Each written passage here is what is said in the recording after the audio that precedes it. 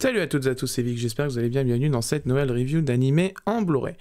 Avant de commencer la review, bien sûr, je vous tiens à vous souhaiter, si vous n'avez pas vu la vidéo bilan que j'ai faite il n'y a pas longtemps, fin d'année, le 31 décembre, je vous souhaite bien sûr une bonne année, une bonne santé, réussite, pognon, ce que vous voulez, mais surtout la santé avant toute chose. Et bien sûr, avec l'année 2022, on garde bien sûr les bons gestes qu'il faut, le pouce, l'abonnement, la cloche, et si vous n'hésitez pas à réagir tout au long de la review dans l'espace commentaire. Alors, aujourd'hui, on va parler de Akira. Et vous allez me dire, bah, pourquoi tu nous parles d'Akira alors que tu nous as parlé de Akira il y a 3 ans déjà? En effet, j'ai parlé d'Akira il y a 3 ans avec l'édition A4 que Dybex avait sorti en collaboration avec IDP. A4 qui possédait du coup une édition assez quand même conséquente, hein, puisqu'elle avait quand même des gros livrets. Elle avait tout le tintouin d'une coffret A4. Je vous invite à voir la review que j'ai faite en haut à droite et en bas dans la description, bien sûr, si un des deux fonctionne. Mais voilà, j'avais fait une review du coffret A4. Mais aujourd'hui, on va parler d'une édition assez spéciale, parce que cette édition n'existe pas en France. Et vous allez me dire, mais pourquoi tu parles d'un coffret qui n'existe pas en France, il n'y a pas le français dedans? C'est justement qu'il y a toute la subtilité là-dedans. Nous allons parler de Akira 4K, donc Ultra HD, de Dybex. En effet, puisque tout simplement, j'ai importé, on l'a découvert il n'y a pas longtemps avec mon confrère AnimeHD, et on avait fait la vérification pour vraiment être sûr, j'ai importé l'édition espagnole de Selecta Vision, qui est ici, hein, qu'on voit bien le logo, mais, et vous allez comprendre pourquoi je l'ai prise, c'est une édition Dybex en fait. En fait, tout simplement, cette version de Akira a été faite en collaboration espagnole-française. Et donc, dans cette édition 4K, et je précise bien le disque 4K, il y a du coup dedans, dans le disque 4K, les 2 VF ainsi que la VOSTFR d'incluse. Et ça c'est quand même assez cool, mais ça laisse aussi perplexe sur la santé de Dybex ces derniers temps. Pas la santé vraiment financière, mais la santé au niveau rythme de sortie, etc. Parce que concrètement, cette édition 4K ressemble beaucoup au niveau de son principe à Ergo Proxy que je vous avais présenté, qui était une édition commune entre Dinit en Italie et Dybex en France. Franco-belge, en gros, concrètement. Parce qu'en gros, Ergo Proxy avait juste le Flyers en Italie en italien, mais le coffret, lui, était le même entre la version Dybex et la version Dinit. C'était juste le Flyers qui changeait les choses, parce qu'à l'intérieur des disques, il y avait l'italien et le français. Et bien, cette édition de Akira 4K, en Ultra HD, HDR, vraiment la totale, est aussi, du coup, une preuve comme quoi que cette édition est faite commune, parce que le fourreau, lui, mentionne bien Selecta Vision Dybex, alors que le Flyers, lui, ne le mentionne pas. Vous voyez, c'est bien marqué, il n'y a rien qui laisse supposer que c'est une édition Dybex, il y a juste le logo de l'éditeur espagnol, et c'est tout.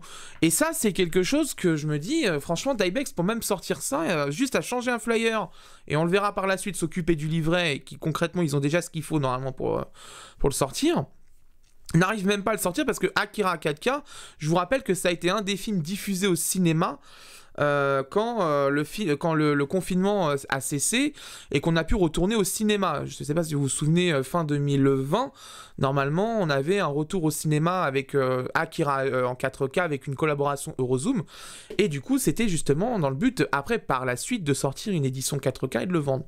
Donc voilà, donc aujourd'hui je vais vous présenter cette édition 4K d'Akira. Donc première chose qu'on remarque, c'est un fourreau carton rigide, hein, on le voit bien ici. Niveau finition, c'est très correct. Vernis sélectif au niveau de l'illustration, ici on le voit bien, c'est détouré. Logo Akira ici en dégradé au niveau transparence, là ça vient de plus en plus transparent vers la fin du logo. En haut, rien du tout. Sur le côté, la mention Blu-ray 4K ultra haute définition et le logo Selecta Vision Dybex bien derrière. Derrière, une seconde illustration très jolie. Vraiment là-dessus, c'est plutôt cool. Et je vous arrête tout de suite. Vous allez me dire, oui, du coup, cette édition coûte 60 balles. Non, cette édition coûte 30 €. Je vous donnerai ça en fin de vidéo pour pouvoir l'acheter. Parce que du coup, avec mon confrère AnimeHD, il m'a filé une technique exprès pour que vous puissiez acquérir ce coffret vraiment le moins cher possible, tout en ayant zéro douane, il n'y a pas de douane avec l'Espagne, mais zéro surprise à l'arrivée. Donc restez bien jusqu'à la fin de la vidéo. Donc vraiment un coffret plutôt sympathique. À l'intérieur, on trouve, donc là ça va être la chose qui va différencier avec l'édition française que Dybex sortira avec son Flyers en français. À l'intérieur, il y a un livret avec une interview, notamment une interview du staff qui a bossé sur Akira à l'époque, qui se sont réunis à l'occasion du remaster 4K, qui est très intéressante d'ailleurs, parce que je l'ai lu. Qui est ma foi très intéressante parce qu'elle est traduite aussi en anglais sur internet, donc concrètement on peut trouver assez facilement la traduction. Donc concrètement vous avez ça qui va être traduit en français, voilà. Ça va être traduit en français quand on aura le disque 4K chez nous en France. Vous l'aurez en français. Ça, il n'y a pas d'embrouille, avec de belles illustrations dessus. Bon, ça reste un livret souple, hein. Faut pas se cacher. Ça reste un livret souple. Dedans, il y a 2 boîtiers Amaray. Donc un rouge, je précise tout de suite, ce disque-là n'a pas la VF ni la VOSTFR, puisque en fait Selectavision va faire exactement ce que va faire Dybex en France. Ils vont reprendre juste dans le stock un boîtier Amaray qui contient le film en 1080p avec la VO et VF. Pour nous, chez nous. Selectavision a fait exactement la même chose dans son pays. Ils vont pas represser des disques qu'ils ont déjà pressés, même si c'est pas le même master, ça reste quand même Akira en 1080p. De toute façon, en 1080p sur des lecteurs Blu-ray classiques, on ne peut pas bénéficier du nouveau remaster HDR, parce que tout simplement, les lecteurs Blu-ray les lecteurs Blu-ray classiques ne gèrent pas le HDR. Donc on a du coup un boîtier Amaray, qui a d'ailleurs une cover réversible, si Kazé pouvait s'inspirer, juste pour information, avec l'affiche du film d'origine, ça c'est quand même stylé. Un disque, ma foi, très sympathique. Bon voilà, c'est pas ce qui est le plus transcendant. Ce qui est le plus intéressant, c'est ça. C'est le disque 4K. Au niveau des spécifications techniques, on est sur du film en 2160p, donc 4K ultra haute définition. Parce que je vous rappelle que le 4K DCI est une haute définition utilisée dans le cinéma. Sur nos télévisions à nous, c'est de l'ultra haute définition UHD du coup. Avec dedans le japonais en 5 points Dolby True HD Hypersonic Sound 192 kHz. La VO et la VF est en DTS HDMA, quel que soit le niveau du canal que je choisis, aussi bien stéréo 5 points, c'est du DTS HDMA. Il y a les sous-titres français parce que là ils le mettent qu'en sous-titres espagnol, concrètement, parce que Dybex va aussi changer la covers de ça, faut pas rêver. La covers va changer aussi, mais on va pouvoir voir du coup la qualité d'encodage de ce disque. Et concrètement, bon bah voilà, on le voit bien ici, voilà, on a les logos typiques portugais-espagnols. Qu'on a ici, Full HD 1080p, 4K HDR, DTS, etc. C'est une édition vraiment 4K ultime pour les possesseurs d'Akira, parce que on va le voir quand même, cette édition apporte quand même vraiment des choses assez intéressantes au niveau du visionnage, et on en discutera dans la qualité vidéo. Donc à l'intérieur, il y a un disque bonus. Disque bonus qui contient tout ce qu'on avait eu nous de notre côté, je crois, sur un disque séparé normalement, et derrière il y a le disque 4K ultra haute définition, et je vous mens pas, regardez bien, il y a le logo Dybex qui est dessus, juste au-dessus du logo Kodansha, et pareil sur le disque bonus, c'est sur les deux. Donc voilà, donc concrètement cette édition 4K est déjà prête chez Dybex depuis déjà des plombes. Ça fait je crois 6 mois quasiment que oui, plus de 6 mois, c'est sorti en juin, le coffret chez nos amis espagnols. D'ailleurs, bonjour à vous si vous regardez la vidéo. Concrètement, je ne vois pas ce que Dybex attendait à... je sais pas ce qu'ils attendent pour sortir cette édition Blu-ray en fait. Cette édition Blu-ray 4K. La sortir à Noël, ça aurait été parfait. Vraiment, ça aurait été parfait parce que c'est la bonne période pour vendre du Akira. C'est Noël, tous les fans de SF, etc. Auraient kiffé avoir une édition 4K de Akira sous le sapin. Je pense que beaucoup seraient d'accord avec moi là-dessus. Parce que bon... Ok, on va en parler dans la vidéo, il y a quand même quelques points, voilà, il faudra en discuter au niveau du 4K, mais n'empêche que cette édition 4K apporte quelque chose de bien à mes yeux, c'est la compression H265, donc le HEVC, qui est d'ailleurs justement maintenant juste le standard au niveau des Blu-ray ultra haute définition, qui au niveau de l'H264, qui est le codec juste avant, est beaucoup plus performant, beaucoup plus efficient, il n'y a rien à dire là-dessus, il est bien plus véloce. au niveau de la gestion du grain, des couleurs, du respect de la netteté, etc. Il est incomparable au niveau de la qualité de compression. À débit équivalent, il écrase l'H264, il n'y a pas photo là-dessus. Et à débit moindre, je crois que c'est quasiment 50%. Il fait aussi bien que l'H264, mais avec 2 fois moins de débit. Donc concrètement, c'est vraiment pour ça que l'H265 a été choisi. Il donne accès aux 10 bits, au HDR, donc l'accès aux profondeurs couleur 10 bits. Donc pas de color banding, on peut faire des traitements comme on veut, on peut utiliser le Dolby Vision, avoir une fidélité des couleurs parfaite comme ce qu'a voulu le réalisateur. C'est clairement l'Ultra HD, les disques Ultra HD sont des disques vraiment pour les gens qui veulent l'expérience ultime et la plus parfaite au niveau qualité vidéo. Et bien sûr, dans le choix du réalisateur, comme il l'a voulu ou comme il l'a souhaité faire le remaster. Parce que c'est toujours le problème avec justement les remasters, c'est que les gens se basent souvent sur les choix d'avant. Ça a été le cas sur le Seigneur des Anneaux, avec une colorimétrie un peu jaune, etc., un peu sépia. Le remaster 4K a un peu gommé ça, parce que justement son réalisateur a voulu revenir dessus, parce qu'il a trouvé que c'était pas pertinent. Et donc, les gens ont gueulé. Mais c'est le choix du réalisateur. Si le réalisateur décide de faire ça, c'est parce que justement, il pense qu'il s'est peut-être trompé à l'époque. C'est vrai que le Seigneur des Anneaux, quand on regarde sa colorimétrie sur le Blu-ray 1080p classique, la première édition 1080p, moi le ton sépia, voilà quoi, c'était pas ouf. J'aime bien l'édition 4K d'ailleurs, elle est plutôt jolie, je trouve quand même, il y a pas mal de choses qui ont été faites, et c'est surtout ça a été mieux fait que Star Wars, c'est ça qu'il faut prendre en compte, parce que Star Wars on pourrait en parler pendant des heures, mais son remaster 4K est assez décevant en vrai sur pas mal de points, mais ça c'est une autre histoire. Bref, voilà, donc présentation du coffret d'Akira en 4K, n'hésitez pas à réagir pendant cet unboxing, hein. Bien sûr, comme d'habitude, j'attends vos réactions, je vous regarderai de toute façon, je regarderai vos commentaires, mais voilà, globalement, c'est une édition qui est déjà finalisée pour Dybex, il n'y a plus grand chose à faire, juste changer un flyers, mettre un disque 1080p et le livrer en français, basta, c'est fini. Voilà. Concrètement, il n'y a plus rien à faire pour Dybex, à part juste faire le nécessaire pour que ça sorte. Parce que le fourreau, ça sera le même. Hein. Je pense pas que Selecta s'amuse à mettre le logo d'Ibex sur la tranche si c'est pour pas faire une édition commune. Je pense que c'est justement pour réduire les coûts possibles de l'édition 4K qu'ils ont choisi un fourreau unique, avec les deux logos côte à côte. Bref, en tout cas, on va passer sur la review technique, qualité vidéo, audio, traduction, etc. Même si de toute façon, la traduction sera de toute façon la même. Pareil au niveau des VF. Mais globalement, on va pouvoir voir ce que donne cette édition 4K d'Akira. Pour vous, ce sera dans quelques secondes. Pour moi, ce sera dans quelques jours. À tout de suite pour la seconde partie de la vidéo.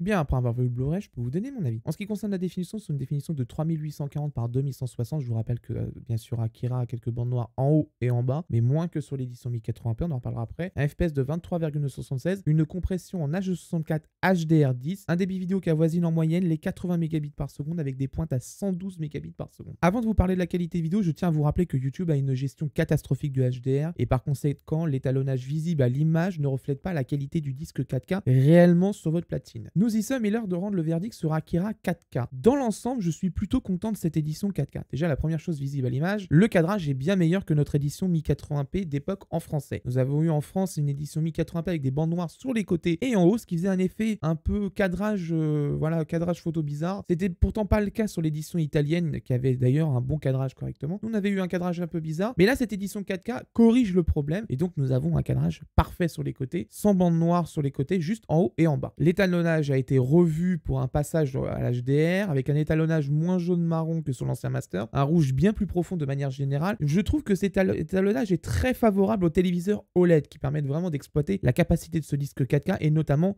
le HDR au niveau de ses couleurs, que je vous rappelle que les téléviseurs OLED ont une fidélité des couleurs vraiment parfaite, quasiment, qui ont vraiment des écarts couleurs qui sont quasiment invisibles à l'œil nu, et donc vraiment, ce disque 4K est vraiment très intéressant sur téléviseur OLED. Sur un téléviseur avec un écran LCD classique, avec le voile gris de certaines dalles qui n'ont pas de noir très profond, je sais pas, faut regarder là-dessus, mais sur un OLED, par contre, c'est sûr qu'il n'y a pas photo. Akira n'est pas non plus le film pour être le plus lumineux, c'est pas sur ce point que le disque 4K est vraiment particulièrement spectaculaire. Grand max, il touche 350 nits. Les nits sont les valeurs de pic de luminosité. Plus c'est élevé, plus la source est lumineuse, et donc du coup, les écarts de luminosité, etc., qu'ils peuvent avoir sur certains films comme Les Enfants du Temps qui peuvent atteindre 1000 nits. Là, sur Akira, de toute façon, c'est un film qui a jamais été très lumineux. lumineux, donc on atteint 300-350 nits et ça dure quelques secondes. C'est pas sur la luminosité qu'on fera vraiment l'épreuve cette édition 4K, c'est plutôt sur l'étalonnage HDR qui est plutôt convaincante. Au niveau du grain, l'édition 4K a eu un lifting avec un filtre DNR. Pour rappel, DNR veut dire Digital Noise Reduction, donc filtre de réduction de bruit. C'est un traitement qui plaît ou qui ne plaît pas dans les secteurs. Il y a des gens qui sont partisans du laisser le grain tel quel et d'autres qui veulent des œuvres propres et donc retiré de ce grain. Sur cette édition 4K, comme d'ailleurs dans toutes les éditions 4K dans le monde, aussi bien l'américaine que la japonaise, le DNR est présent. Quelques détails ont malheureusement été un peu lissés. C'est le prix à payer pour la réduction de bruit à l'écran. C'est comme ça. Après, c'est pas non plus ultra lisse. Faut être très honnête. Il n'y a pas non plus un lissage incroyable. Ça reste quand même maîtrisé dans l'ensemble. Il y a quelques exceptions bien sûr dessus. Mais dans l'ensemble, ça reste quand même un DNR pas trop violent. La compression vidéo, elle est d'ensemble très bonne avec un débit qui a atteint des sommets 112 mégabits par seconde sur certains moments du film, avec une qualité d'encodage vraiment excellente. Elle ravira les clients les plus stricts sur ce point, ça ne fait aucun doute. Au niveau du son, la VO est en Dolby True HD 5.1 Hypersonic Sound 192 kHz et la VF, il y en a deux, la VF V1 et V2 sont en DTS HDMI 5.1 16 bits 48 kHz. Pas de changement sur ce point, nous nous retrouvons avec la piste Hypersonic Sound qui balance la sauce sur les installations 5.1 dignes de ce nom. C'est spectaculaire, je vous l'avais déjà dit sur l'édition Blu-ray. Vraiment, cette piste, si vous avez vraiment un bon ampli, les enceintes qui vont avec, etc., c'est vraiment spectaculaire. Vraiment, vous mettez le son, vous envoyez la sauce et vraiment, vous allez voir, ça, surtout si vous avez un téléviseur OLED, vraiment l'immersion va être incroyable avec le HDR, le téléviseur OLED et l'ampli. Toute l'installation son, vraiment, vous allez être vraiment parfait devant cette édition 4K de Akira. Concernant les VF, ce sont les mêmes que l'édition 1080p et donc nous avons la première VF d'époque et la seconde avec les quelques retouches qu'on a eu par-ci, par-là, au niveau du lexique et de la traduction. J'aurais aimé quand même, quitte à faire une édition 4K, que de retoucher la colorimétrie en HDR, que d'Ibex se dise tiens, ça serait peut-être intéressant de faire une nouvelle VF parce que quand même, ça serait intéressant de voir ce que donnerait Akira avec de très gros moyens au niveau de la VF, un casting vraiment exceptionnel et vraiment quelque chose de très léché au niveau direction artistique et au niveau du casting. Ça n'a pas été fait, c'est bien dommage d'ailleurs parce que je pense que ça aurait été vraiment très intéressant à entendre, surtout qu'aujourd'hui on a quand même globalement une bonne orientation que prend les VF qui sont plus dans le respect de l'œuvre d'origine et donc de vraiment coller le plus possible à une œuvre japonaise avec son lexique, etc. et ne pas trop essayer de s'en écarter, ce qui avait été le cas du coup à l'époque et ce qui a nécessité du coup des recoupes et des retouches plus tard. Donc vraiment ça aurait été c'est vraiment dommage qu'ils n'ont pas refait la VF tout en gardant la VF d'origine parce qu'il y avait encore de la place sur le disque 4K, ce n'est pas un problème, mais ça aurait été intéressant de voir justement une nouvelle VF sur Akira. Je pense que ça aurait donné un nouveau regard sur le film avec une belle qualité de VF, un très bon casting bien costaud et une très bonne DA, ça aurait été vraiment très intéressant je trouve. Pour les extraits VF, je vous renvoie bien sûr à l'édition de la review 1080p que j'ai faite il y a quelques années. Les liens sont en description avec le timecode précis pour y accéder. Au niveau de la traduction des sous-titres, c'était l'un des plus gros points noirs de l'édition 1080p d'époque. Les sous-titres souffraient d'un problème de ponctuation très gênant car ça collait les points d'interrogation et d'exclamation sur la dernière lettre d'une phrase. C'est très laid et en plus c'est une très grosse faute en français, normalement ça ne se fait pas. Visiblement, Daibex a entendu les critiques pendant ma review puisque cela a été corrigé sur cette édition 4K. Plus un seul problème de ponctuation et ça c'est vraiment cool, vraiment je peux vous le dire, ça fait du bien à voir parce que c'était vraiment chiant. Là ça a été corrigé totalement car ce problème de ponctuation était présent depuis la première édition 1080p de Akira chez Daibex. Toutes les éditions 1080p sont concernées puisque de toute façon c'était le même master et la même structure de disque et les mêmes sous-titres. Là ça a été corrigé et puis d'ailleurs on m'avait prévenu que ça avait été corrigé au cinéma, preuve que comme quoi que les reviews ça aide, que ça a été corrigé après. Donc c'est quand même une bonne chose dans l'ensemble. Daibex nous offre vraiment un très gros argument pour les personnes qui veulent des sous-titres potes, c'est la correction de ces sous-titres et ça fait vraiment plaisir. Avant de passer à la conclusion, passage sur le disque bonus. Dans cette édition Akira, le disque bonus vous proposera un making-of sur la remasterisation du son de Akira qui dure 40 minutes et elle est intégralement traduite en français. Vous avez un clip audio de Geino Yamashiro Gumi qui dure 19 minutes. Vous avez aussi le générique de fin en version originale de 1988 et bien sûr avec les crédits japonais comme à l'époque. Et ça aussi inclut dans le disque bonus une galerie qui inclut le storyboard du film et une collection de trailers. Le making-of est clairement un très gros argument pour ce Blu-ray 4K car on apprend énormément de choses sur l'étape de remasterisation du film et c'est très intéressant à regarder, surtout qu'en plus c'est totalement traduit en français, je le précise. On passe au plus et au moins du coffret. Alors les plus, Master 4K convaincant, clairement. Là-dessus, je pense très sincèrement, ça sera d'ailleurs la dernière réédition d'Akira, puisque ce Master, concrètement, le Dolby Vision n'apporterait pas grand-chose vraiment à ce film. L'étalonnage HDR qui est intéressant quand même d'un point de vue colorimétrie, même si certains vont me dire oui, c'est moins orangé, etc. C'est quand même un choix qui a été fait de partir sur une nouvelle colorimétrie pour les téléviseurs d'aujourd'hui, donc pourquoi pas. Moi, je trouve ça intéressant sur OLED, c'est vrai que c'est très joli, là où l'édition d'origine était quand même un peu sépia, etc. C'était un peu marronné, c'était pas terrible. Enfin, moi, j'aimais pas trop l'étalonnage d'époque. Celui-là, je le trouve plutôt intéressant, donc pourquoi pas. Moi, j'ai envie de dire pourquoi pas. De toute façon, il en faut pour tout le monde. Si les gens préfèrent l'ancien étalonnage, le Blu-ray 1080p est toujours disponible. Donc vraiment, cette édition 4K, je pense que ça sera la dernière, parce qu'un 8K, ça sera pas possible. On commence à avoir les problèmes du cellulo de base, donc ça sera la dernière édition qu'on verra de Akira. La correction du cadrage qui vraiment fait plaisir, parce que franchement, sur l'édition 1080p, c'était vraiment chiant d'avoir des bandes sur les côtés en plus dans en noir, ça fait vraiment un effet cadre photo Vistaprint. C'était chiant et je trouvais ça pas très joli. Les pistes sont vraiment excellentes. Les pistes audio, c'est vraiment le top du top. Il n'y a pas à dire. Il y a certaines personnes qui auraient préféré aussi avoir le mix d'origine du cinéma d'époque en 1988 pour avoir l'audio un peu plus orienté dans les aigus, etc. C'est vrai que ça aurait pu être un bonus. Il y a de la place en plus sur le disque 4K. Ça aurait pu être fait justement. Mais je pense que l'équipe japonaise a voulu tirer un trait sur l'ancien mix, passer sur autre chose à l'époque où ils sont passés à l'hypersonic sound 100 kHz. Donc du coup, voilà. C'est vrai que c'est bon. C'est un choix qui se comprend parce que si ça a été voulu, bah c'est quelque part ils se disent c'est mieux comme ça, donc bon bref, c'est un choix qui a été fait. Maintenant il faut le prendre ou alors retourner sur l'ancien mix avec une édition sur le laserdisc et puis voilà, hein, c'est tout, hein, ou alors se faire un remix du Blu-ray. Il y en a qui le font, hein. De toute façon il y en a qui se le font pour eux, donc bon voilà. La correction des sous-titres, ça fait vraiment plaisir. Merci d'avoir corrigé les sous-titres, ça fait plaisir parce que cette édition 1080p avec le problème de ponctuation c'était vraiment chiant, je le précise, c'était nul vraiment là-dessus. Là c'est corrigé, c'est parfait. Les bonus qui sont totalement traduits en français, notamment le making-of. Ça, c'est vraiment cool. Là-dessus, il n'y a rien à dire. C'est vraiment cool. Le rapport qualité-prix, on va passer d'ailleurs au prix juste après qu'on aura fini les mois. C'est, je pense, un bon tarif. J'espère qu'il sera ce tarif-là que je vais vous proposer dans le bon plan juste après les mois. Parce que concrètement, si elle est à plus de 50 € l'édition 4K, personne ne l'achètera. Parce que 50 € dans un petit coffret comme ça, alors qu'on a eu le A4 ou l'autre édition juste précédente avec l'édition juste après avec le gros box vinyle, etc. Voilà, les gens vont pas repasser à la caisse pour une édition 4K d'Akira, alors que concrètement, ils ont une édition qui est vraiment ultra prestigieuse sur ce point. On passe au moins. Le filtre DNR, évidemment, ça, c'était obligatoire. Bien sûr qu'il réduit quelques détails à droite et à gauche, mais ça aurait pu être pire. On a vu des films qui sont totalement lissés de grains. Ça, c'est bien dommage quand même là-dessus. Mais là, celui-là, franchement, on a évité le pire, hein, quand même.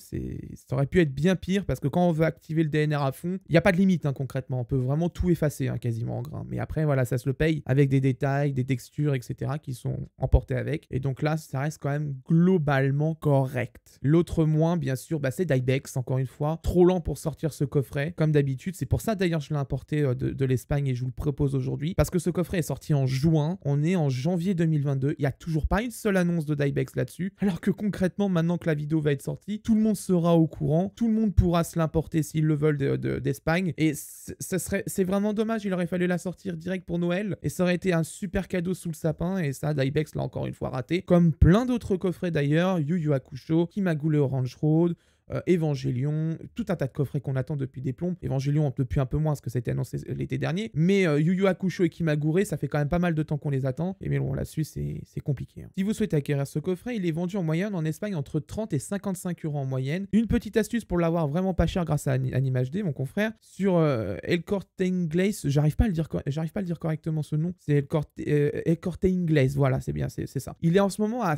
40 € à peu près, 35-40 €, ça dépend des jours. C'est une boutique qui est très sérieuse et qui livre en France sans problème, hein, parce qu'il a acheté déjà chez eux d'un coffret et ça a été reçu, il a même commandé autre chose récemment et ça va arriver chez lui sans problème. Si vous voulez commander sur ce site, utilisez votre navigateur pour traduire le site en français. Vous avez des fonctions sur votre navigateur pour traduire une page en français. Et à un moment, on vous demandera un NIE ou un numéro de résident européen. Je vous mets un screenshot justement pour ça. Vous mettez, comme sur le screen, 9 fois 0 et ça sera accepté. Il sera bien moins cher que sur Amazon Espagne où il est à plus de 50 € en ce moment. Concrètement, ça reste une excellente affaire. Ok, le livret sera de toute façon en espagnol, mais vraiment, si vous voulez vraiment le film, foncez sur cette édition parce que je sens que de toute façon, Dybex va nous le sortir tard dans l'année, voire même l'année prochaine encore, où ils vont attendre une date anniversaire de Akira pour le sortir, qui franchement est dommage parce qu'elle est déjà sortie en Espagne cette édition, donc autant se faire plaisir. Voilà, c'est la fin de cette review, j'espère qu'elle vous a plu. Prochainement, on va voir en review. Normalement, je vais faire Ride Your Wave, normalement le film aux animes qui viennent de sortir. Ça, normalement, c'est prévu. Hein. Je vais voir si je vais avoir assez de temps. Il y a Domestic Girlfriend qui va arriver en Blu-ray de toute façon, donc ça c'est sûr, c'est prévu. Peut-être les Héros de la Galaxie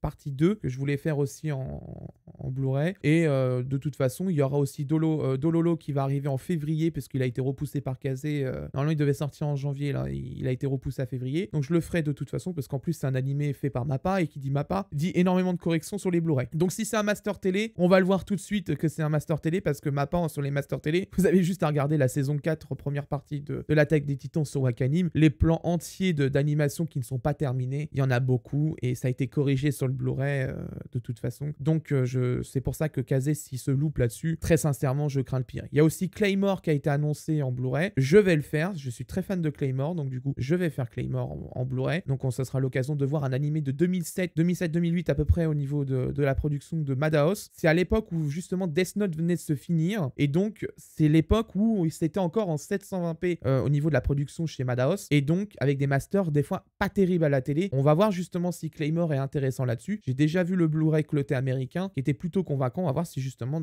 Kazé reproduit ce Blu-ray ou fait un truc moins bon ou mieux. On sait jamais. Si vous souhaitez soutenir les reviews comme d'habitude, n'hésitez pas à vous abonner, le pouce bleu, la cloche, les commentaires. N'hésitez pas de toute façon si vous avez la moindre question sur ce coffret de 4K Akira. Bien évidemment, j'y répondrai en description. Il n'y a pas de problème. Posez vos questions, j'y répondrai. Il n'y a aucun souci là-dessus parce qu'en plus, je l'ai retourné dans tous les sens ce coffret Akira 4K. Donc j'ai vraiment toutes les réponses à vos questions quoi qu'il arrive. Quant à moi, je vous laisse et d'ici là, portez-vous bien. Ciao.